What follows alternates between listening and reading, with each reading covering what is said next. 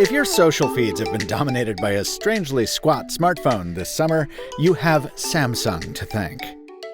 Even though the Galaxy Fold8 is far from the first wide foldable to wade into these waters, it is the first of a new wave of smartphone. And for now, it's also the best. I'm Mr. Mobile, and this is my next nearly $2,000 phone.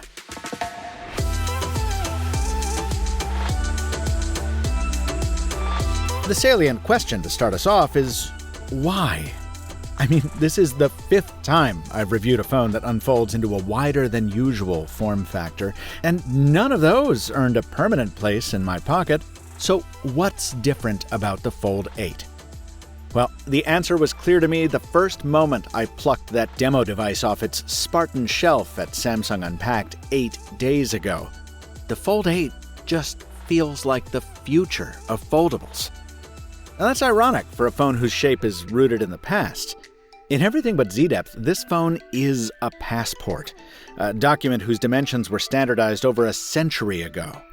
That's a surprisingly fun rabbit hole down which to dive, almost as fun as learning about the mystical perfection of A4 paper dimensions, which is surprisingly relevant to this device. But the upshot is, this is the ideal shape for an object you pocket, hold, fold, and unfold. If the squat cover screen seems oddly familiar, greetings, fellow senescent smartphone nerd. Someone on Reddit pointed out that this 16:10 aspect ratio is the same as Samsung's very first Galaxy Note from back in 2011. Of course, this one is much easier to use one-handed, even if I sometimes do need to resort to Gboard's asymmetric layout to reach the far column. Unfold it, and the canvas converts, not to the near square we're used to, but the much wider 4x3. That makes it better than any foldable for video, but more important to me is all the other ways I use my phone. To decide what I want to eat at the Thai place with its elaborate PDF menu. To find out what's happening next in my trashy beach read. The 2-column view in the Amazon Kindle app is perfect for this. To rain down a storm of metal on my opponent's aircraft. Or try to outwit my cousin in Words with Friends, as usual, to no avail. And while I've only multitasked a few times over the past week, the added width helps here too. Apps pop up alongside when I click a link, rather than entirely replacing what I'm doing. Even 3 columns doesn't feel cramped when I want to pay Hayato for the last video he worked on. Look, I was skeptical when Samsung pushed the productivity angle in my briefing, but more width enables precisely that. You don't even need to break out a keyboard and mouse like a weirdo. Samsung is also pushing its experience in the sector as reason to buy this thing. And indeed, this new inner display is a sandwich of solutions to long-standing problems. On top, a new coating cuts down on the gloss that made prior panels so reflective, while down below, 2 titanium layers comprise a more rigid foundation that cuts down on the crease. And the hinge and magnets have been tuned to make the phone easy to open, while also delivering a satisfying pop once it thunks into tablet mode. If the Fold 7 was Samsung proving that it could build a thin and light foldable, then Fold8 is confirmation that it can stay competitive, even in the face of excellent products from the likes of Oppo. This screen is gorgeous. It's 3,000 nits bright, and its crease is nearly a non-issue. I actually got some more tidbits about how this display is built differently and why that matters, but I'll save those for later because I feel like I need to touch on some downsides first, or you guys are going to rightly call me out for making a commercial. That clip came from the Fold8's camera, and before we tackle that big bump around back, with its commensurately colossal wobble, let's start with this hole in the screen. I do not like it. Something about the new shape or size makes this inner selfie shooter so much more distracting than on other phones. And, maybe I wouldn't care so much if I didn't remember a better time. Samsung used to hide its selfie cameras beneath the display, which was a very elegant solution that no other foldable could claim. Even if that's not possible on a phone this thin, I think at the very least Samsung could have stuffed it into the corner, like Oppo, Motorola, and Google have done. Now, whether the bigger camera compromise bothers you will depend entirely on how often you zoom. To be clear, neither Galaxy Fold should be your first choice for faraway photos. But if you're foldable committed and you live in a place with ample opportunity for optical adventures, well, the wideboi is unquestionably worse than its ultra sibling. Without the extra lens, crop shots from the main sensor are softer, blurrier, less defined, which makes it harder for me to tell from a distance if my favorite ferry is docked over there in the Brooklyn Navy Yard. And while we're ship foaming, we might as well make the point that all these complaints go double for video. Pixelation creeps in quickly on the Fold8, which also suffers from more shimmy and shutter than the Ultra, making it tougher to keep subjects centered. And because Fold8 is a smaller device, I've noticed I get my fat fingers in the shot more often than I'm used to with the tall boys. It's just not as capable a camera platform. The good news? If most of your snaps focus on closer subjects, birthday parties, floral arrangements, kitty cats, and coffee cups, the Fold8's dual 50-megapixel wide and ultra-wide will do you just fine.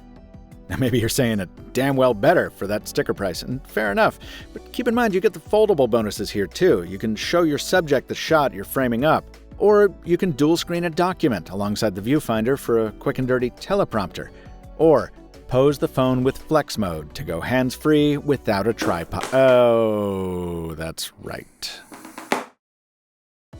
Yeah, my final gripe about the Fold8 is that Samsung ditched the friction hinge. And that's not just a shame for influencer types. Flex mode is useful for propping the phone up at a comfortable angle, for video calls, or keeping your eye on transit schedules, or the odd YouTube video. Now, the hinge isn't totally binary. Tent mode is available as a kind of consolation prize. But one of the reasons people spend so much on a foldable is versatility, and this robs the Fold8 of some of that. Combine it with the phone's tendency to run a little hot, its lack of true dust resistance, it's a real bummer if you go to the beach, its lack of MagSafe, and I think it's important to realize that as exciting as it is, the Fold8 still carries some of the compromises that have followed foldables from the beginning. Okay, so why am I still sitting here saying this is my next foldable? Well, because the past year taught me something. No matter how much I preferred Google's software, or Oppo's cameras, or Motorola's battery life, I kept coming back to the Galaxy Fold 7 because it felt the best in the hand and in the pocket. In foldables, lighter and thinner actually still matters, and Fold8 is leagues more comfortable to carry and use than anything else in the widescreen category. It's also pretty durable in my experience. The day I got my review sample, I received a phone call that caused it to vibrate itself off the sink basin in a hotel room, as simulated here.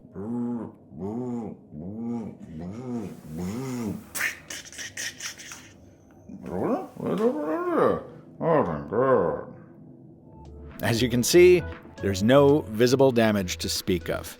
And given how badly I've treated prior Samsung foldables, with no real consequences over years, I'm confident this one will last a while too. Oh, which brings me to the tidbits I teased. Remember how Samsung folding screens used to delaminate over time? Well, one of the improvements the company says the new titanium layers make possible is that adhesive can now be applied across the entire display surface, including the hinge.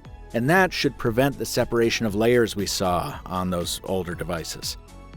And I was told that apparently the titanium has a limited ability to return to a flat shape if left unfolded.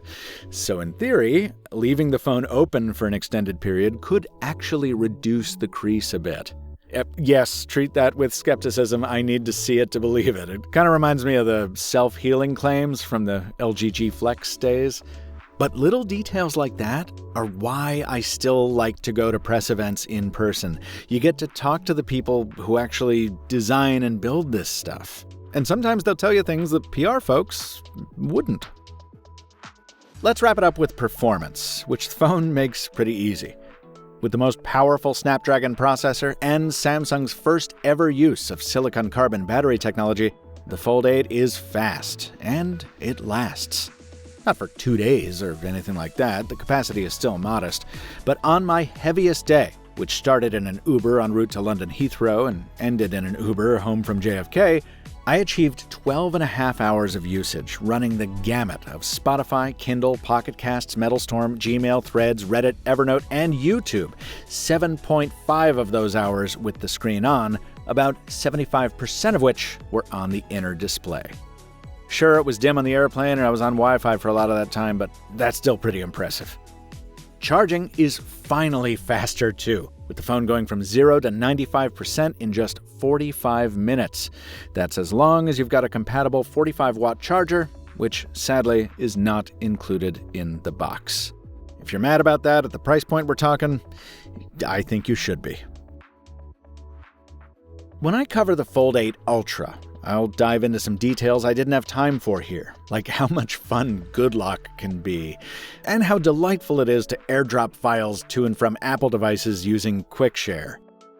But even after just a week, the Ultra's form factor, which I grew so accustomed to over the years, now seems comically tall when closed, and less useful when open. I expected to review the Fold 8 and then move back into my trusty square with the Ultra's better camera and stiffer hinge. Instead, I find myself committing to the compact one despite those drawbacks because it just feels right. Now, with such a stratospheric price and Apple's answering volley just over the horizon, the Fold 8 isn't likely to spawn a revolution. But it's such a solid phone that it makes clear something none of its predecessors were polished enough to do. This is the future of large format foldables, as I see it. And maybe it's what they should have been from the beginning. Now, I'm not a huge fan of the colors this year, and if you're with me on that, you can take charge of your design destiny thanks to my sponsor, dbrand. Screen protectors that go on easy and don't sacrifice the pretty. Customizable grip cases that add durability and the MagSafe charging the phone left off. And possibly my favorite design accessory of all time, skins, to give your device just the look and feel you want. Right now, buy a grip case and prism protector in the same order and get 15% off the prism. That's at the link in the description and in the US, now at Best Buy. My thanks to dbrand for its great products and for being a great sponsor all these years. Friends, if you found this review useful, please subscribe to Mr. Mobile so you don't miss my Flip 8 and Fold 8 Ultra reviews coming very soon, alongside a long overdue side phone video I can finally deliver now that I've recovered my lost laptop. Follow along with me at Captain Two Phones on Threads to learn more about drama like that unfolds between the videos. This review was produced following 9 days with a Galaxy Fold 8 review sample provided by Samsung, which also provided travel and accommodation so I could attend its launch event in London. But I never give any manufacturer any editorial control over or even an early preview of any of my content. Samsung is seeing this for the first time right alongside you. Until next time, from Michael Fisher, thanks for watching, and stay mobile, my friends.